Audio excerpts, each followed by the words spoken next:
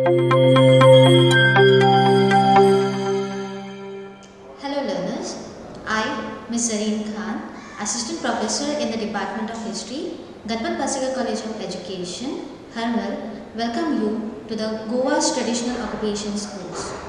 Today, we are going to discuss module number 3, that is Masons and Bamboo Weavers. Outline of this course is Introduction, Masons, Bamboo Weavers, their old practices, changing trends and challenges that they faced. To begin, let us know who is a mason. A mason is a person who is skilled at making things or building things with stone. A person who dresses a stone. In Goa, a mason is called as Gaundi. Let us have a look at their routine. Masonry is one of the oldest professions in Goa. Numerous ancient houses in Panji were built by masons of Pednem, who were experts in the work of masonry. People had to walk for almost 10 to 15 kilometers a day to avail public transport so that they could travel further and reach to their work site. There was no proper source of income nor education, which had forced people to move out of Pedne to earn a living. The source of travelling from Pedne to other locations was the Shivalim ferry, which used to leave sharp at 7 am in the morning. People had to walk for almost 1 to 2 hours to reach there. Masons here also claimed that the journey of masons had begun with the average pay of 3.50 rupees per day. Traditional masons were involved in building temples. These masons worked with lime mortar and laterite stone and also with other building materials. However, due to advent of cement concrete, the lime mortar and other binding agents have been replaced by cement plaster. The traditional masons in Goa are experts in building. Firstly, exposed laterite domes for temples. Second, country tiled corbelling below the roof. Third, kavi art, which is etching art using lime and natural red color. Fourthly, massive arches for the roof. The traditional kavi art, which adorned the walls of temples, houses, and later the churches, was born in Goa. However, there are no masons today who are engaged in this traditional art. This occupation needs a revival if sufficient encouragements through workshops are conducted by the government. Let us have a look at the changing trends and the challenges faced by the masons. Goan mason is on the verge of decline for the last few years. Nowadays, we hardly locate Goan masons working for full time. 70% of Goan masons were also from Pedne as family tradition or due to lack of education. Goan masons have no future today since the migrants have taken over this profession.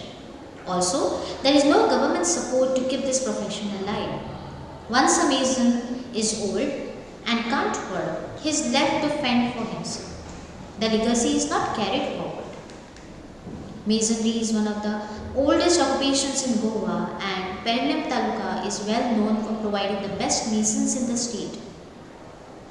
Their work is not only appreciated all over Goa but is also welcomed in the neighbouring states like Maharashtra and Karnataka. However, as time passed on, migrants entered the state and today are dominating the masonry in Goa.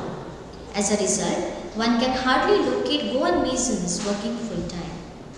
Masons from Penne Taluka are well known, especially for their quality of work and their interest in giving out creative designs of carvings of their own. There was a time that work of masons was appreciated and well paid, but today the migrants have dominated this occupation. Today, people want their work to get completed as soon as possible, but they forget to maintain the quality of work. Within a span of few days or months, contractors manage to complete the construction work. Work is in bulk, but quality level has gone down. It is noticed that on every detour or a junction in a town or a village, early morning groups of migrant laborers paid for people to hire them for work on daily or weekly basis. Not only that people come in search of workers but also provide pick and drop facilities to them with fixed per day rate. The other part of the module today is bamboo weavers. Let us have a look at that. Bamboo has been exquisitely used all over in Indian craft and culture. From variety of baskets to furniture, the bamboo craft has grown immensely. Places like Assam, Arunachal Pradesh, Nagaland, Manipur, Meghalaya, Mizoram, Tripura in the northeast India are very famous for bamboo crafts. The tribal people, for the basic needs like knife, shelter, furniture, food, containers and many more purposes used bamboo most of the time. Likewise, in southern India, bamboo craft is trendily emerging for its durable quality, lightweight and for its leisurely handling. Bamboo's main production is basketry. Various kinds of baskets are made irrespective of size, shape and design. Other than baskets, trays, mats, folding fans, screens, toys, leather, furniture, musical instruments and many more instruments are made out of bamboo. Bamboo has been an integral part of Goan culture and economy for centuries. It is known for its strength, durability and versatility. Bamboo has been used extensively in traditional crafts and construction, including basket weaving, furniture making and housebuilding. Many households in rural areas still rely on bamboo for their daily needs, using it to create everything from cooking utensils to the fishing traps. In recent years, there has been a renewed interest in bamboo as a sustainable and eco-friendly material, and many artisans are turning to bamboo weaving as a way to preserve their traditional skills and also earn a livelihood. One of the age-old arts practiced in Goa is bamboo craft, introduced by the Mahar community artisans, who produced patlo for fishermen and farmers. Some of the items produced is patlo, a basket used for multi-purpose which is still alive in different sizes. The other products include dari, which is a mat used to store the dry grains and other food items. Bamboo weaving.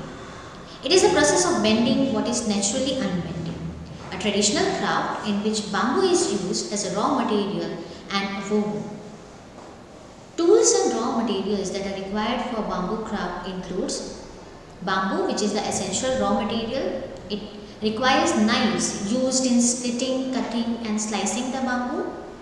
It also requires a wood block which is used like a hammer and also a anvil or a bench block for work process. Again, water is used to soften the bamboo surface for weaving into patterns or implements by craftsmen using a variety of weaving methods.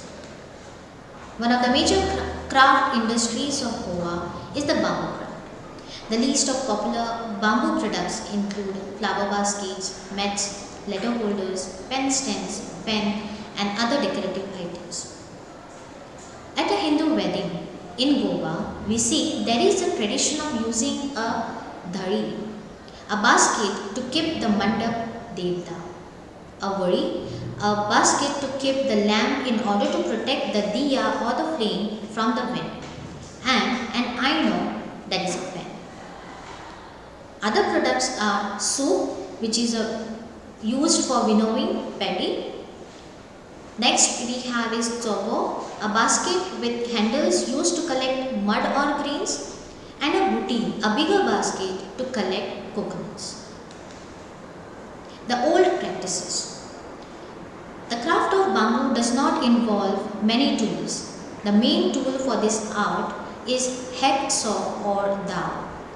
The complete stem of cane is given an insertion with this tool, which is then further split longitudinally into desired shapes and sizes by a bill hook, a tool which has a long handle and a carved blade used for cutting off tree branches. Different knives are used in cutting the bamboo. First, they get the long bamboo and cut it short and thin. Further, they cut it into required pieces and then into thin slices. The width depends on the type of item in making. Like a basket requires larger width than a bamboo container lid. After this, they clean and shape the object properly and then keep it for sun dry.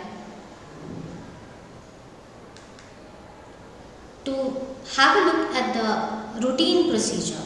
The work begins at 9 a.m. and continues in the scorching heat till the sunset.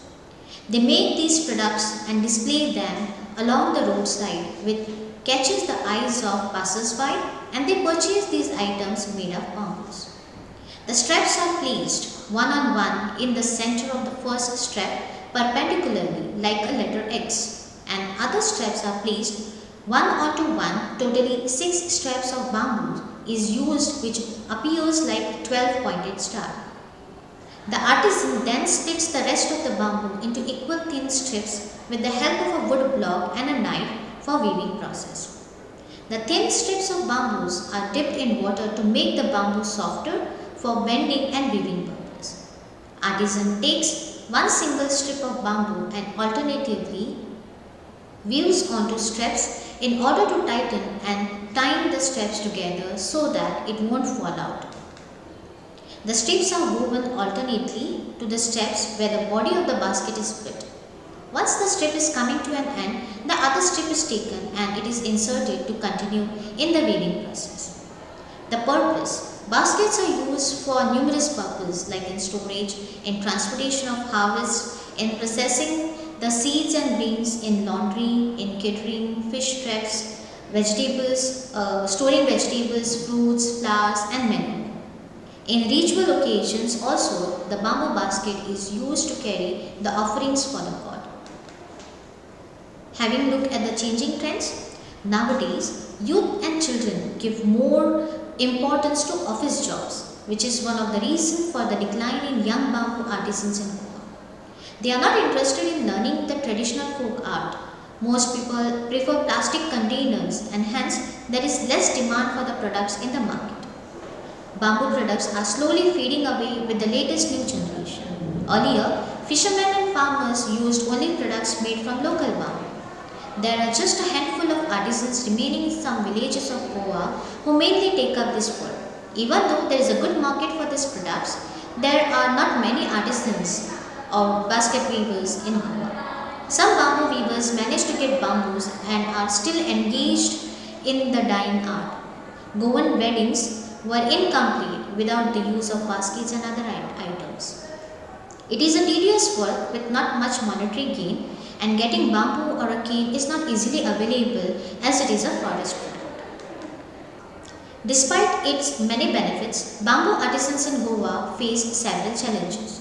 One of the biggest hurdles is competition from cheaper materials such as plastic and synthetic fibers, which have flooded the market in recent years. This has made it difficult for bamboo artisans to compete on price despite the superior quality of their products. Additionally, many artisans lack access to training and resources to improve their craft and expand their product range. Furthermore, the limited market opportunities for bamboo products in Goa and beyond have made it challenging for artisans to sustain their livelihoods and pass on their skills to future generations.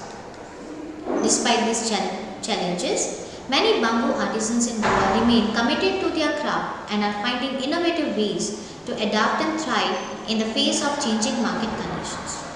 Initiatives like the Bamboo and Cane Basket Fair provide a much needed platform for these artisans to showcase their skills and connect with potential customers. Through such events, there is a hope that the rich tradition of bamboo weaving in Goa can continue to flourish and play a vital role in the state's cultural and economic landscape. Here are some of the references. Thank you.